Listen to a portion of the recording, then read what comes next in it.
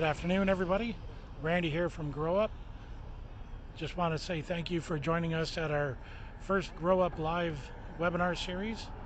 I'm here in the beautiful Victoria, preparing for our show June 14th, 15th, and 16th of 2021. We hope to have you come out and join us. We're looking forward to hosting an in-person conference and expo and award show. Hopefully everybody stays safe, and we will see you in June. Thank you.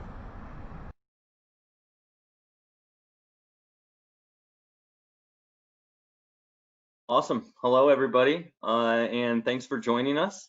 My name is Ryan Wankel. Unfortunately, we've had some technical difficulties with our host, Av. So I would first off like to give a big thanks to the Grow Up and Randy and the rest of his team for everything and kind of keeping this event going.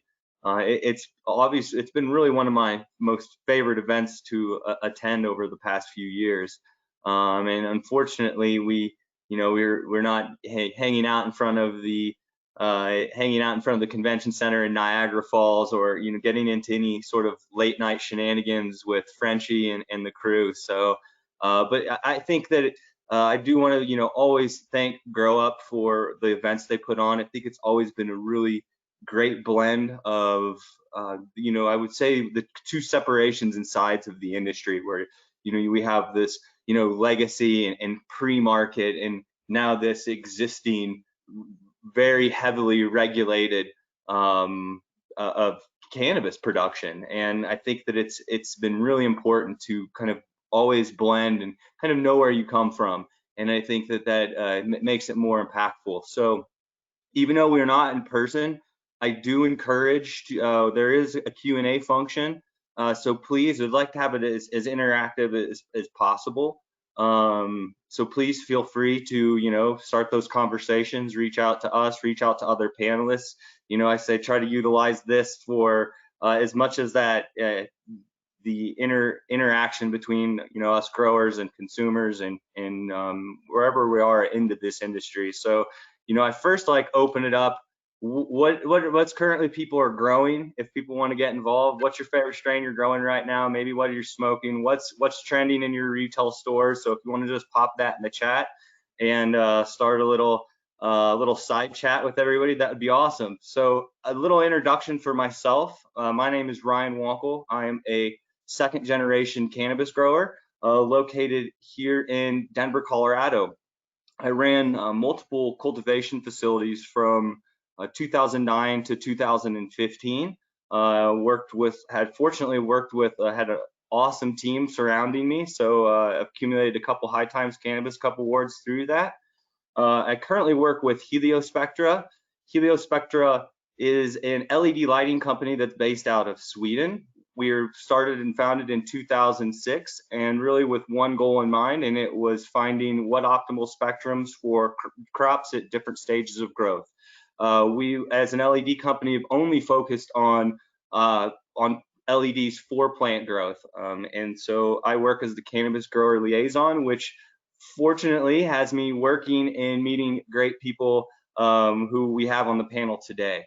So I would like to introduce and pass it over to, I would like to consider a great friend now, but Justin Staton out of Nova Scotia. So Justin, if you want to give a little introduction of yourself, and then we're going to jump right into it because we got a lot to cover. Yeah, thanks, Ryan. So my name is Justin Staton. I'm a grower and entrepreneur currently working towards acquiring a micro cultivation license here in Cape Breton, Nova Scotia. That would be for my company, Cam Breton Cultivation. I began my journey with cannabis at a fairly young age, assisting some fair-sized guerrilla grows, eventually shifting over into the legal medical side. Gaining knowledge, through the ups and downs of those grows really has nestled me into the path that I'm on now to become a small batch licensed producer. Awesome, sweet. Well, I think that we probably have a great blend of cultivators, owners. So I think it's great to have your perspective, of being an owner and cultivator, kind of coming from however people would like to say, whether it's gray market or pre-market, and see kind of how that is, kind of is blending over for you into this transition into the legal market. And I do know that you have some focus in some retail aspects of branding, but also a company even outside of the cannabis cultivation space, but more of the products and things like that that consumers would be able to use. So I think we could be able to touch on it. But with the title and talking about KPIs, and I think it's important that us growers and business owners are always holding to certain standards, and we hear the kind of the dry metrics in the regulated industry of grams per watt and grams per square feet, and which is I think a better metric than what we've seen in the past of how much per light. But it all really stems and starts down to the cultivation processes, and whether you're going to get these consistent results. I wanted to, from a cultivation aspect, what are some of the key things for yourself when it comes to, creating a foundation to create consistent, metrics to even be able to follow, and it comes from cultivation. So if you can give some, inside informations on, maybe some environmental things that you're looking at, I think it could be, very helpful and something for other growers to be considering out there. Yeah, definitely. So, obviously when it comes to cultivation of cannabis, I mean, aside from your genetics, your environment is, definitely up there on the list. So, I like to focus on a few aspects, quantity of light, how much we're putting out per stage of growth, along with the quality, and really focusing on that spectrum. Is it focusing on a more blue spectrum in the vegetative stage, transitioning over into those far reds as we head into the flower stage, and some of the things that we can do in between there to kind of tweak and really focus in on the details from there. And when you mentioned, I think light is obviously a huge aspect especially when you're talking. I mean, for cultivation in general, light's a huge aspect. Whether you're growing outside, obviously the sun is the main source, and I think what we have all tried to do throughout the years is replicating kind of what Mother Nature has, what we've always seen that works, and Mother Nature and the sun really works. It produces high level of cannabis. And you've mentioned some interesting things with at least spectrum that I would love to be able to touch on when it comes to like the far red aspect.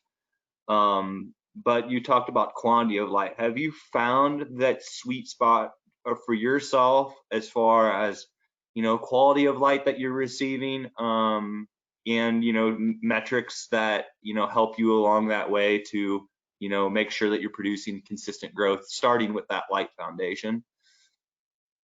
Yeah, so I guess it really ties into a couple of different factors. When we're looking at our VPD, how much CO2 we're going to pump in to be able to uptake some more light energy. But when it comes to the environment really plays a huge role, making sure that, again, that VPD is in the right spot. I like to make sure that we're sitting in an optimal growth zone throughout the stages, and then really the light comes into play. How much are we going to use again per stage, and then from there transition over into different spectrums that are going to make more sense for that particular period. Yeah, it's super. I mean, obviously it's very, very intertwined, and it's one aspects of with my position working with now an LED company, and more on that technical side, and getting growers to the differences of the traditional, or I would say the industry standard of HPS lighting or double-ended, and some of the key things that changes when you're going to, which we see this trend moving to, of course, into LED lighting with more regulations, and people understanding that there are huge advantages of running LED lighting, from energy savings to just producing a better cannabis and growing, it's a greener way of growing cannabis, of going to LED, but understanding that, when you change that, going to the LED, the classic is you're running a warmer room. And I always tell growers that, if you've been growing for 10, 15 years under an HPS and you walk into the LED room, which is warmer, anywhere between, and I apologize for the Fahrenheit here, and I can get it in Celsius too, but anywhere between 80 and 85 degrees in your LED room, you walk in as a grower and you're like, something is wrong. It's kind of an instant panic type situation and feeling, because you are running a warmer room. That warmer room, you are, running a little bit higher humidity levels to control that VPD. So typically what I always try to tell growers, and it depends on what type of stage, as you mentioned, light levels, but that sweet spot are right around 82 degrees. I believe it's right around 27 or something Celsius, or 26.5, or but right around 82 degrees. And your humidity levels a little bit higher at 65% early on is kind of that sweet spot. Obviously later on in flowering, dropping those humidity levels out, I think are super important. Definitely. And just to touch on that, figuring out that VPD again, like you said, being able to reach those higher temperature and higher humidity levels, as simple as just checking your temperature on your leaf surface, and then averaging out what your humidity based on, you can figure out your sweet spot for LED, run a little bit higher of a normal humidity and temperature range, especially with the supplementation of CO2. Totally, yeah. And and I think a lot of growers who are really pushing things under their, HPS or anything like that, understand higher light levels are going to require high levels of CO2, and higher levels of CO2, and typically you're going to require higher levels of temperature, or you can go higher into those areas and aspects. But it is strain specific sometimes. So for yourself, I wanted to, talk about a little bit about your, kind of growing methodologies for yourself. Maybe, where you're at today, and maybe what you've, have gotten to get to there, and maybe some of the lessons that you've learned along the way and successes. Yeah, for sure. So myself, I believe much like yourself, I'm a soilless grower. So I like to I utilize the Pro Mix soilless mixture. Really, I've done a few different things in the past. I've played around with a little bit longer of a veg time, a little bit more of a low stress training, kind of filling out the canopy. Since I've really focused on maximizing my canopy size with a few more plants, shorter vegetative stage, really get them ready to finish. Within 8 weeks. Usually, I focus on more of an 8-week strain, sometimes 9s. But really, focusing in on that, honing that environment in is really key per cultivar, because like you mentioned, it does change strain specific. So really doing that research and making sure that I'm running the optimal environment for that particular cultivar is one of the things that I've really it was something that I only had just started focusing on not too long ago, to make sure that all cannabis is not going to grow the same. So really making sure that we have a consistent crop that follows along a schedule is key for sure. Yeah, I think that's great advice. I guess so. Circling back on the setting that foundation of understanding the importance of having that really dialed in grow. Understanding that strains are going to react differently. It sets that foundation to be able to gauge your grow, whether it's consistent chemical profiles, obviously consistent yields. We see a lot of business projections that are put onto that, and it is farming still, and you are dealing with a living plant, and there are margins of error, and about how mitigating those. As we've had some of our partners say, it's trying to create the perfect day every day inside. And sometimes that doesn't always go as planned, with a plant that, as Justin says, flowers in 8 weeks and potentially 9. And now we see plants go into 12 weeks, but we'll probably, if we have time, we'll touch on a little bit of that later. But circling back on some KPI things, with micro and craft cannabis, and myself, I'm kind of from this out kind of an outside but very internal perspective. Of course, us being a global LED lighting company at Heliospectra and working with several cannabis cultivators all across the world, and LPs and micro producers like yourself. My thing is, I see currently, and we always talk, and it's this trend of high THC. And it's kind of this benchmark that I get that, it's for the consumer. It also is kind of some leverage when it comes to, I'd say, maybe even building your brand. But can you talk about, is this just something that I'm seeing from my outside perspective in the US, or is it something currently trending in the Canadian market? And how do you, I guess, see that? Is it going to continue to trend in that in the future, or just what are you seeing, from your perspective in the market? Definitely. No, I'm seeing, there still is on a consumer level a heavy focus on THC content. Within the craft grower scene here, I'm noticing that there has been quite a shift into more of a focus on cannabinoids, particularly terpene percentages.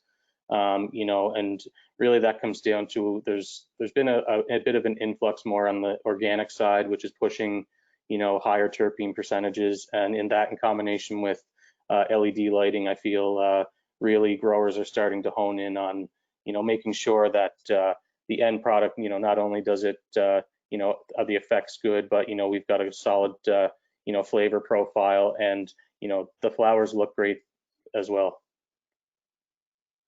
Yeah, I mean, it all comes down to the flower, at the end of the day. And so, yeah, it's interesting to see. And we saw the same sort of, I feel like, trend here in Colorado, that right at the beginning, there's this huge flux of, how much THC can you produce? And people just gravitated instantly to that number, to feel like that was the medicine of choice. And I think finally we started to see this trend for growers or for consumers to looking for more of this connoisseur type level of quality product.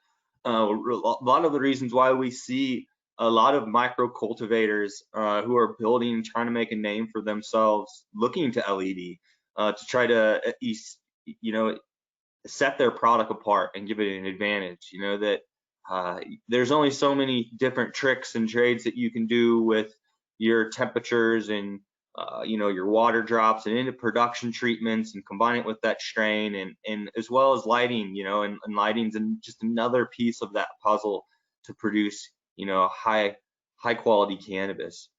Absolutely. Just to touch on that, I have, I've tried different batches of cannabis that have been, 2 to 3% terpene levels, and maybe only a 16% THC, maybe an 18%.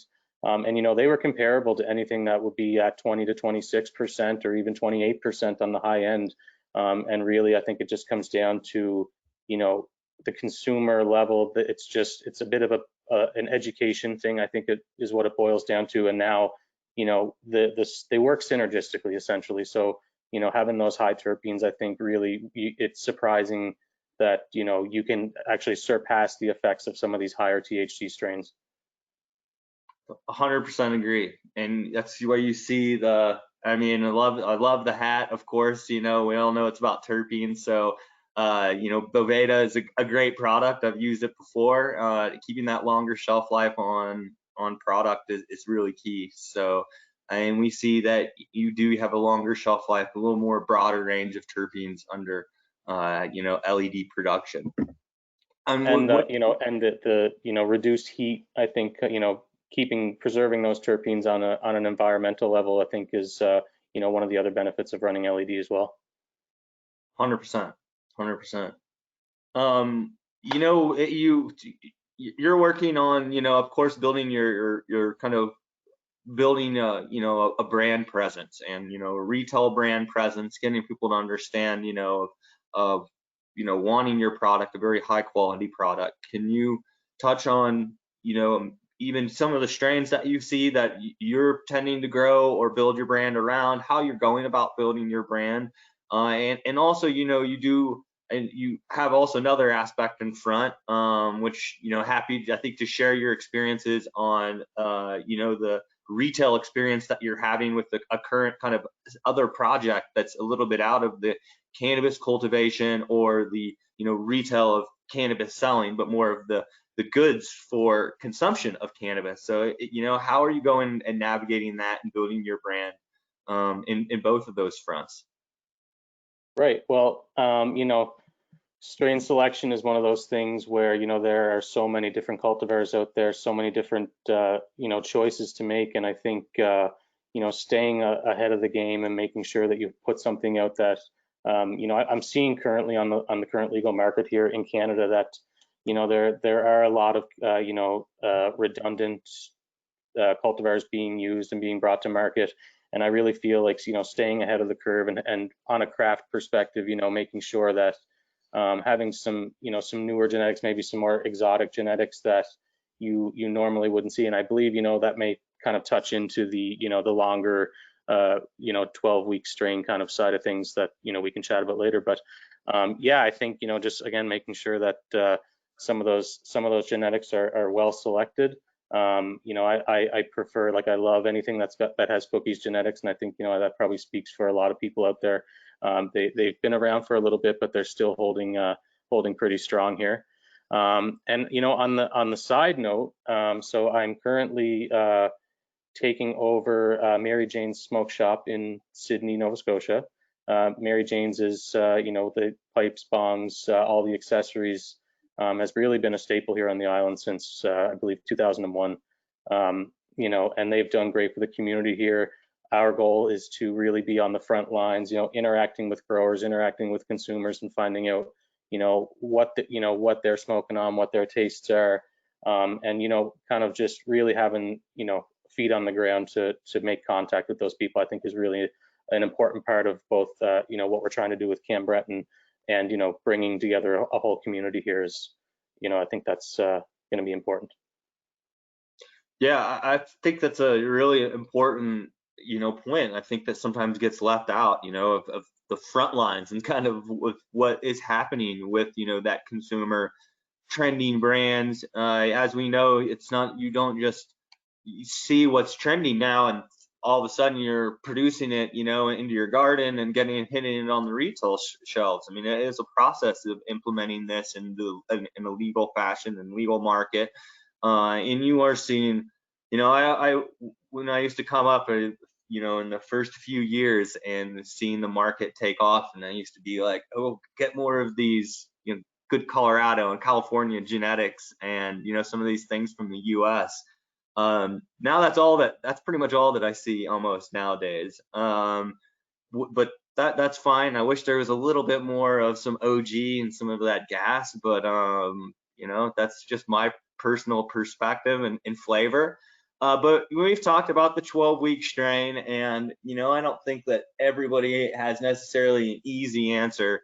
But, you know, talking about, you know, we see the trend here in the U.S., of course, with smokable, you know, live extractable resins, whether it's rosin, whether it's solvent or hydrocarbon extract, for smokable purposes.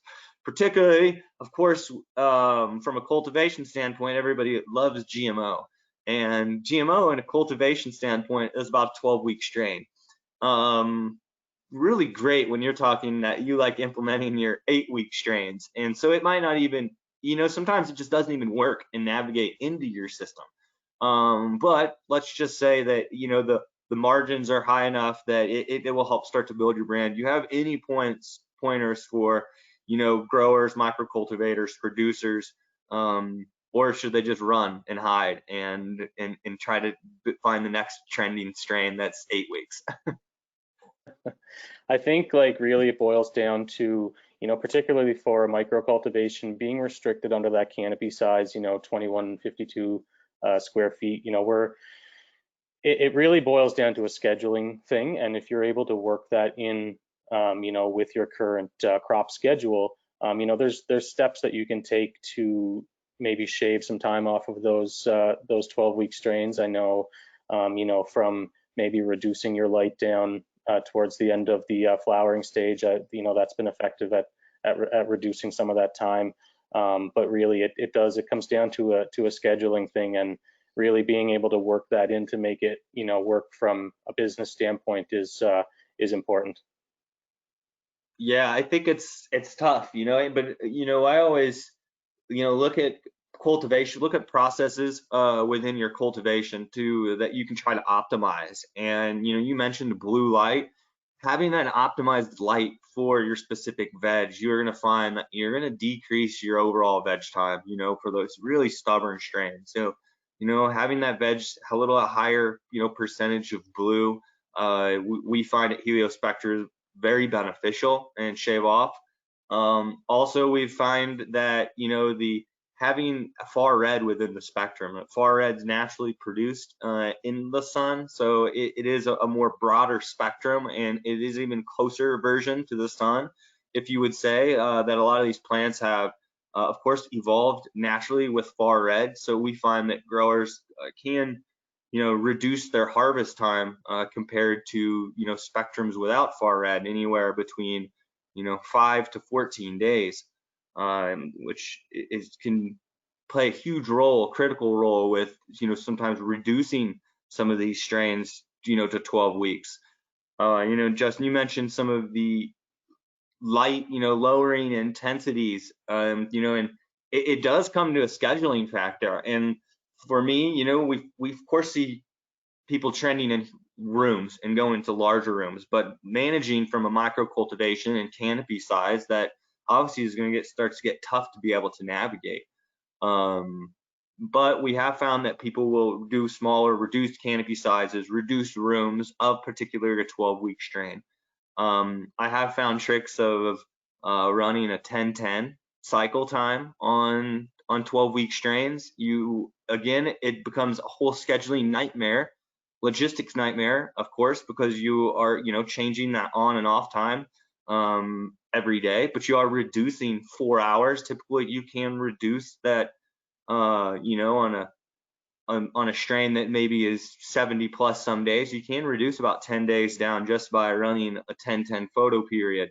But you are going to rely a lot on automation, I would say, for some of those scheduling hurdles. And in a commercial environment, it's really hard to navigate into a large when your on and off times are changing every day.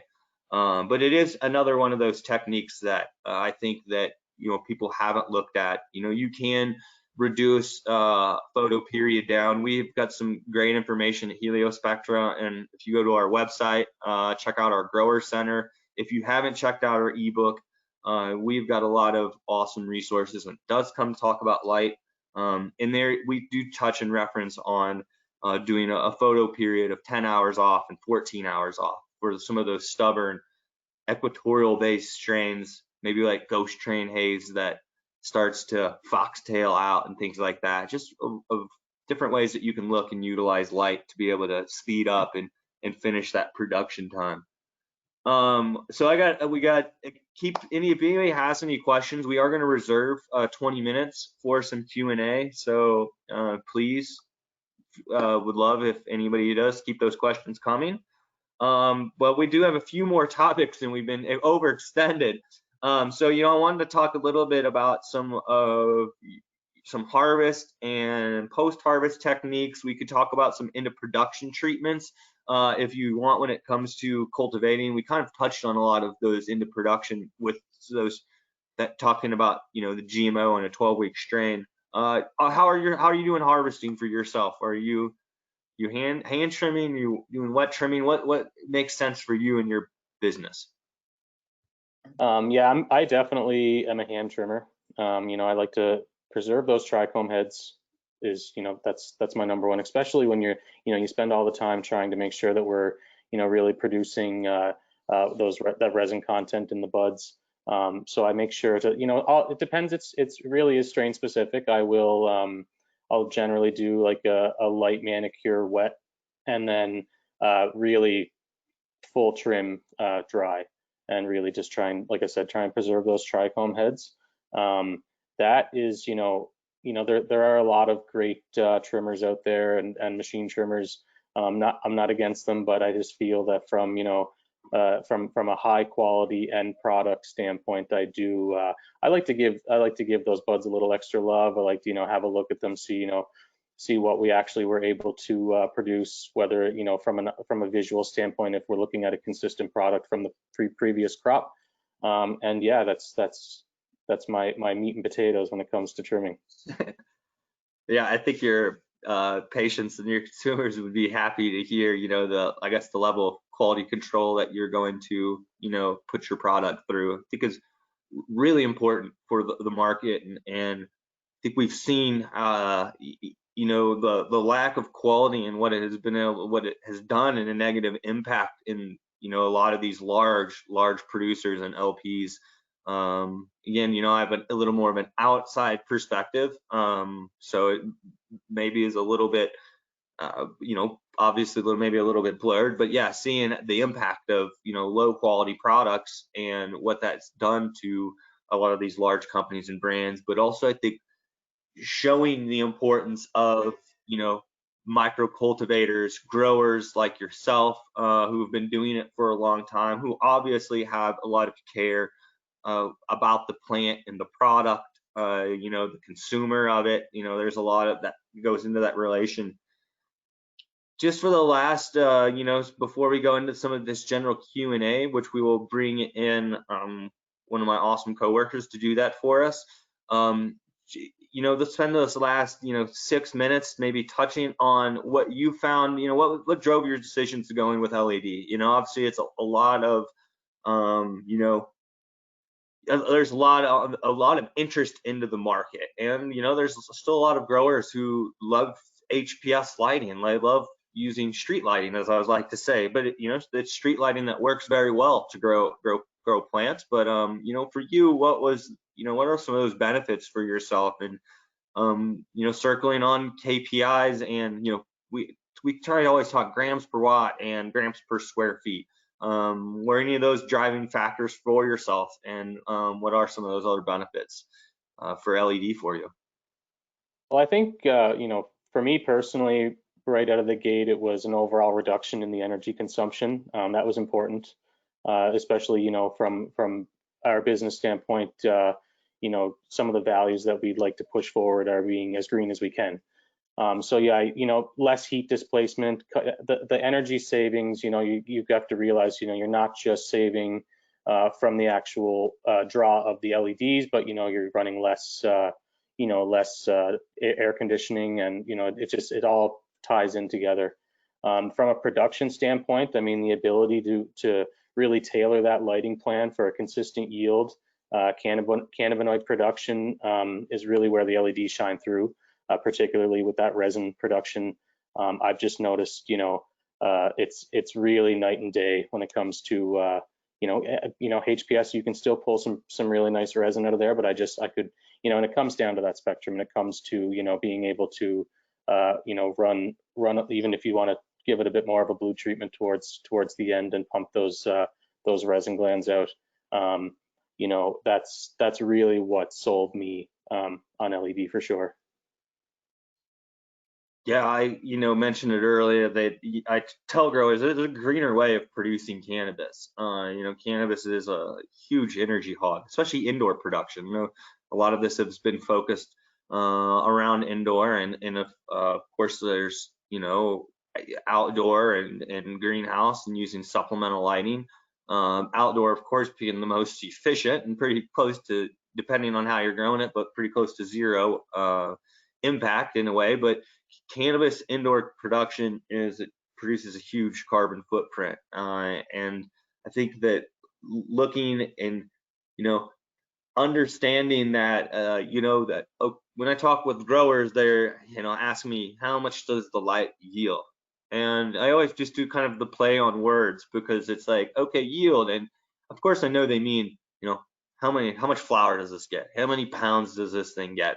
But I always ask them, I'm like, are you looking, what are you really referencing to yield? Because for myself, and from a, running, a successful cultivation business and branding, here in Denver for many years, I look at that square footage as money, because I talk about yield of money. How much capital money can I produce out of that area? Yes, flour, and the biomass of that flour is just one metric that is coming out of a whole, like a whole synergistic investment that you're making, that there's a cost of, of that light, of the energy that's getting put into it, to the water, the nutrients, the medium. So you are investing into that square footage. So I get growers to really try to understand that, that there isn't an investment. LED is a cheaper, especially a cheaper long-term investment when you're, looking at making that ROI. But the lights do pay for themselves in the energy bill. So, looking at that how much money, and then I start to see the traditional growers that click, and of course that's all that we're really relatively looking at. Is that when how much money that might be yielding into that area. And granted, a lot of that comes to having that consistency, high quality product, if that's going to be your kind of consumer market. And LEDs is, for myself, and what I found, has definitely been one very key aspect to this machine. It's I would say it's definitely a machine. So Definitely. And you have a little bit more flexibility. Again, when to touch on that spectrum again, and particularly, being able to alter that spectrum, that's certainly a bit more flexible, rather than, I mean, you also have to look at durability, and being able to, reducing, changing out bulbs and that sort of thing. There's multiple benefits to switching over to LED and utilizing that in your crop, for sure. Yeah, I've in part of that yield conversation, we'll talk about the spectrum, and growers will say, some growers will be like, spectrum control does not work, or spectrum, it doesn't. And then I'll dig deeper and ask them and talk to them about what are they using in veg. Well, they're using the metal halide. It has a little bit higher blue. When flowering, what are they using? Well, they're using it in a pretty poor light of producing red. Mainly a lot of green and an HPS, but we are people from very early on understood, maybe not from a very scientific or data-driven decision, but very on that the plants really enjoyed that higher blue light, and we really like that growth coming off of it. And so we at Heliospectra, we have offered multiple spectral variances.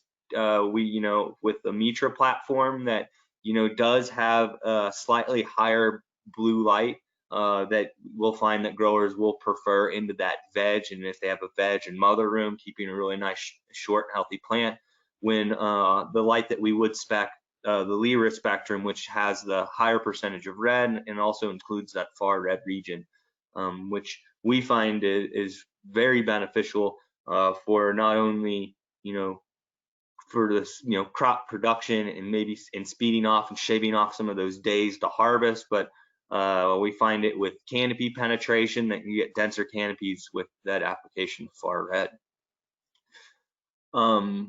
Is there anything, Justin, that we kind of haven't covered, that we talked a little bit about the GMO and production cycles. I haven't seen if we have any questions that have necessarily came in quite yet. But is there anything that we haven't covered? You want to maybe drop your Instagram or anything like that? Of course, people can follow me at Rasta Grow OG. And I encourage anybody to go follow Heliospectra on Instagram, LinkedIn, Facebook. Go check out Heliospectra's website. And I'm going to give a personal thanks to Grow Up right now. So thanks a lot to Grow Up and all the growers out there. Justin, if you have anything you want to drop your IG or anything and want some people asking you for advice. Yeah, shameless plug. Yeah, so you guys can check us out on Instagram and Twitter, both at CanBreton, CANNBRETON.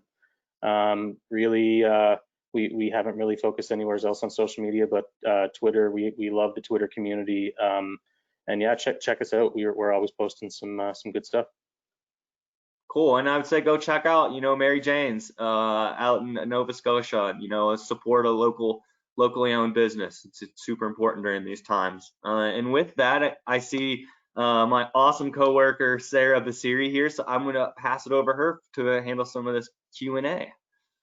Hi everyone, Sarah Basiri here from Heliospectra. I'm the VP of Global Marketing. I'm stepping in for Dr. Av Singh. He was having some issues with his audio, so I am here to cover the Q&A. We have tons of questions that have come in, so I'm going to try and cover as much as we possibly can, and if you don't get to it, we promise we will get back to you with an email afterwards and answer your questions. Okay, Ryan, Justin, are you guys ready? Let's go for it. Okay. So a couple of questions came in with CO2 and I've just combined them. The questions are, what level of CO2 is optimal for growing? And how do you ensure the ratio of light, CO2, and moisture are at the right levels?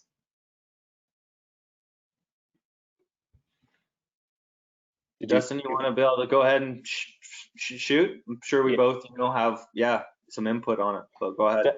Definitely, yeah. So really, it comes down to what particular stage. I know, and obviously, if you're going to be supplementing some CO2 into the mix and being able to hit some higher, some higher temperatures and humidity levels, I like to keep things around between 60-65% humidity during veg. Probably around 25 Celsius is my preferred spot. And I don't run CO2 currently in the vegetative stage, but I believe, correct me if I'm wrong, Ryan, we'd be looking at about 600 ppms or ppfd on the light side for veg. Yeah. Yeah, I mean, it's a little on the higher side, but people can go up anywhere between 350 to 600 on light levels in veg. Yep. Yeah, and when we're switching over into the flower side, I'm looking at about 1200 ppms CO2 really lets us reach that let me reach that sweet spot. Yeah, I think I tend not to see too much supplementation in the veg, as Justin pointed out. I've seen it actually increase stretching, which is never a good thing. There's a direct relation to how much light to how much CO2, and obviously the VPD. So, looking in getting VPD chart, there's some really good graphs of information out there that can show some of the correlation to CO2, particularly, and we do talk about some of that in our lighting book as well. But in an estimation, if you're running, 800 ppfd or micromoles under your canopy, we tend to have growers that are going anywhere between 1,000 to 1,100. If you're running higher and you're going, 900 to 1,000 micromoles of light, we have growers that are running about 1,300 to 1,400. So, some people will say, oh, is it just as easy as match that light or up that CO2 level a little bit higher than your light level? In general rule of thumb in flowering, yes, that if you have, 900 micromoles, you need to be running higher CO2 than 900. And as Justin points out, even higher than the equal part of it, because you will get some optimal photosynthetic growth. And then, just follow your VPD. It's super important. Early flowering, 82, 65% humidity. Late flowering, drop some of that humidity down, do some late treatments. There's a cool webinar we did as well into production treatments I'd say check out that talks about temperature drops, and you can drop in, low 70s in those last few weeks to increase some resin production. And I think just really quick, that's, I believe I mentioned earlier on, if you can check the temperature of your surface level on your leaves with a temperature thermometer, try a couple of different points because your temperature may vary throughout the canopy. find an average temperature level, average them out, and then compare that to whatever you're running for a humidity in your environment, and compare that to a chart that you can just find on, on a Google search, and you should be able to find your sweet spot for your VPD. Yep. Get a light meter. Use data to make these decisions and sensors. So it's your best friend as a grower. Okay, a couple of more questions that I'm going to combine together, hoping that I can answer a few people's questions at the same time. How do you continuously increase yield of secondary metabolites, cannabinoids, terpenes, flavonoids, etc.? I mean, it's it's all, I think there's a synergistic approach that everything is kind of working in conjunction together. That obviously the CO2 with the light, with your environment, and then everything else to increasing these secondary metabolites, and that can even be with different spectral changes maybe at the end. We do. Heliospectra has a spectral control light that we do have some growers that are doing a blue light treatment at the end, because they're combining a bunch of these different end of production methods or techniques to increase these secondary metabolites. Typically not one thing, and a lot of the time, it comes to, Justin talked about trimming and how he's really preserving the trichome heads and inspecting it, and why he prefers to hand trim. The hand trimming is another aspect, or how your trimming process, that you could do all of these techniques to decrease your night temperatures. You could decrease specific fertigation regimen, and do different water temperature drops and light treatments, and then you could do something in your post harvest that is detrimental to what you just did. So it's a holistic approach to the whole growing and increasing terpenes. That it's a combination of these techniques at the right time, that you find that you can increase your secondary metabolite production. Justin, you have something you want to add on to? I was going to say, and you touched on even, those post-harvesting techniques, and, even like you mentioned, putting in all of that work, and then to, maybe not properly dry and cure, it essentially, those things no longer matter, whatever techniques you may have implemented, if you're not following the proper, post-harvesting techniques. Yeah, I think that was my last comment at the luncheon, the growers luncheon at the Grow Up last year, on the panel, and I think I left the panel by saying, you're dry and cure your weed correctly, guys. You can grow, I don't want to say subpar cannabis and make it good through your drying, but it's not going to get any worse. You can grow really high quality cannabis, and you can completely ruin it in that stage. So keep in mind all the processes. Yeah. Okay, moving on to the next question. Are you guys running IPM in your grows, where you worry about environments, lighting, and BIOS interactions?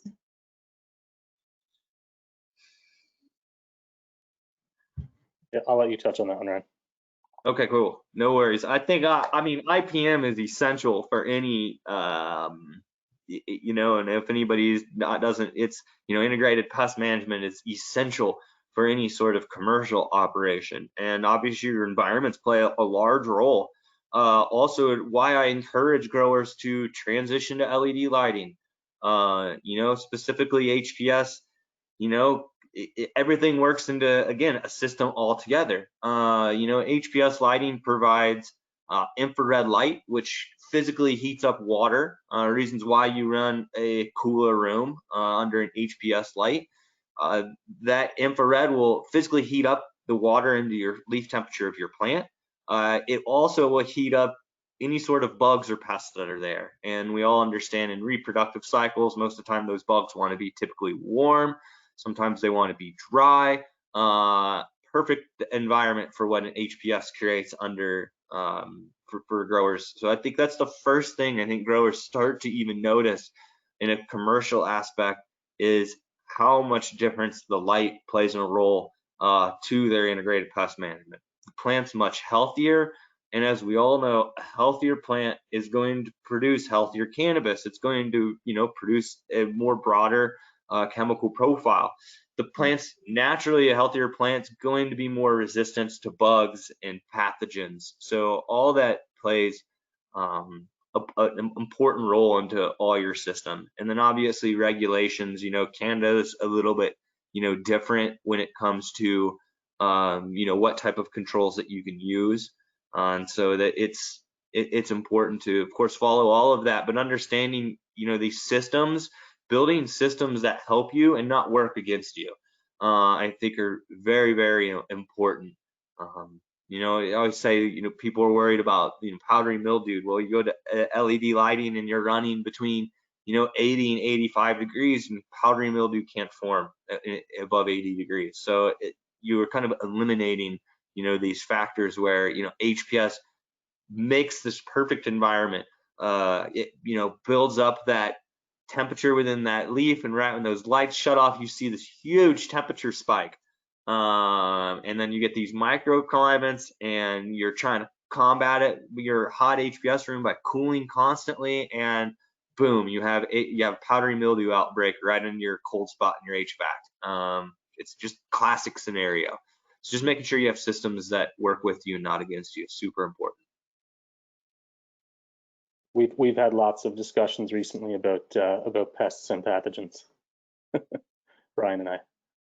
Yeah, I mean, it's it's part of you are farming and gardening, and then just I always say, implementing processes within these facilities to try to mitigate. I always taught my gardeners, and it's all about being proactive and not reactive. When you're being reactive, that's when there's a problem or an issue, or when your back's against the wall, when it's harder to control. So take preventative measures. Don't cross-contaminate. Know that your mother room is your safety. If you do take people into your facilities and you are going to take them into your mother room, make sure it's the first room that you bring them into. Don't walk them through all of your whole facility and then take them into your clean mother room, which should be sterile. Don't take people into your mom room. So.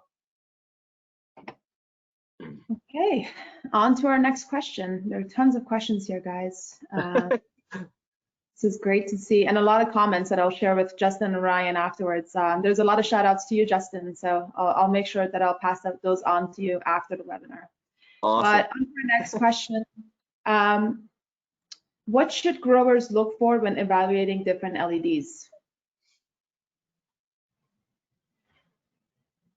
I'll let Justin, I can touch on it. I think people are probably going to want to get Justin's perspective on it. Obviously I work for an LED lighting company. I will talk from a grower, but Justin, I'll let you, what's driven your decisions? Definitely. I've had the privilege, I would say, to try a few different LEDs on the, from a range from, some China LEDs that are pretty popular, the common Amazon, order. And then, to step into more of a commercial realm. And, for me personally, it came down to a combination of, first and foremost, the spectrum. Build quality was extremely important. Failure rate, extremely important. Making sure that, that at the end of the day, this is a large investment, and being able to have some faith in the fact that you're going to be able to run a few consistent crops, more than a few, without having any issues is, from a business standpoint, is obviously pretty key. But again, I've had some good, some solid crops with some other lights that I won't mention. And, it really comes down to, do I feel like I'm going to break this light if I bump into it, which I do all the time? Or is this something that, is going to stand the test of time and, comes backed by a solid warranty and things like that. So there are a few, deciding factors for myself when it comes to choosing. Energy efficiency is up there on the list as well. Cool. Right. I would say reach out to, reach out to us at Heliospectra. We're definitely happy to talk about it. I think Justin nailed some key things from a grower's aspect, how it's going to land, how it works into your system, I think is super important. Spectrum, it's comparing all of these angles. So, happy to answer any of those questions myself and give my perspective on it. But, how it's going to work into the field and how it's going to be longevity. For me, it's tough to see products that aren't going to be, that aren't going to last long, or, again, there's, the thing I see is unprotected diodes all the time, and it's nails on the chalkboard for me, because it is a dusty and dirty environment. If talking about IPM and pathogens, you need to have a product that's cleanable. If you can't clean and wipe down your product once it's contaminated, yeah, good luck getting it out of there. So definitely, and particularly from a Health Canada standpoint, that's something that's very important. Yeah. Just quickly, guys, there were a couple of questions about spectrum. How important is spectrum in the LED light that you choose for your grow? I think it's essential. I think we're learning more and more about spectrum. I think that we can say it's safer that we see a broad spectrum, LED as being, one more chosen and improved approach right now, proven approach. And I think we agree with it as well. We do see that, here at Heliospectra, we have really spent a long time and really worked closely with a lot of our growers developing the spectrum of each of the Mitra spectral variances that out there under the market.